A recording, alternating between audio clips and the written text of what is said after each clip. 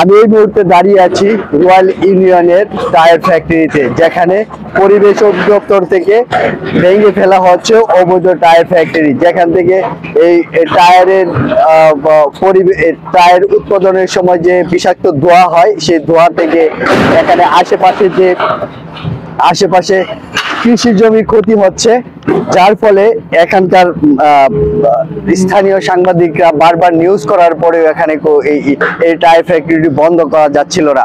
আজ পরিবেশ অধিদপ্তর থেকে প্রশাসনের লোক এসে এখানে এই টায়ার ফ্যাক্টরিটা ধ্বংস করে দিচ্ছে এবং আপনারা দেখতে পাচ্ছেন লাইভে আমি মিলন সিদ্দিকী আপনাদের দেখাবো।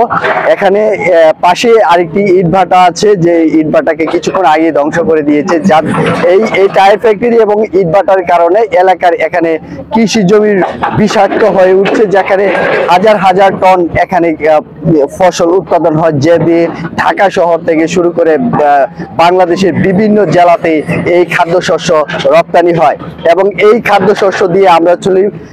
এই খাদ্যশস্য উৎপাদনের সবচেয়ে ঝুঁকিপূর্ণ যে কাজগুলো হচ্ছে সেটা হচ্ছে এই পরিবেশ ধ্বংসকারী যে প্রতিষ্ঠান, এখানে যে টায়ার ফ্যাক্টরিটা, এটাই সবচেয়ে বেশি বিষাক্ত হয়ে গেছে।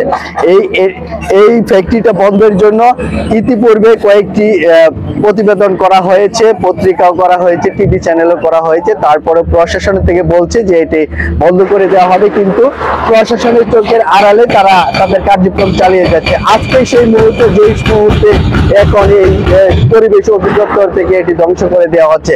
এখন দেখা যাবে যে ধ্বংসের পরে যদি আবার এটা চলে, সেটার জন্য তারা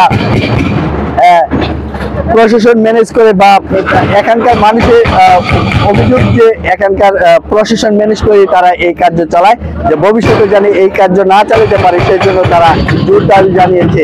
এই বিষয়ে আমরা কথা বলবো, এখানকার যে ম্যাজিস্ট্রেট এসেছে, পরিবেশ অধিদপ্তরের ম্যাজিস্ট্রেটের সাথে আমরা কথা বলবো। ধন্যবাদ সকলকে, আমাদের সাথেই থাকবেন।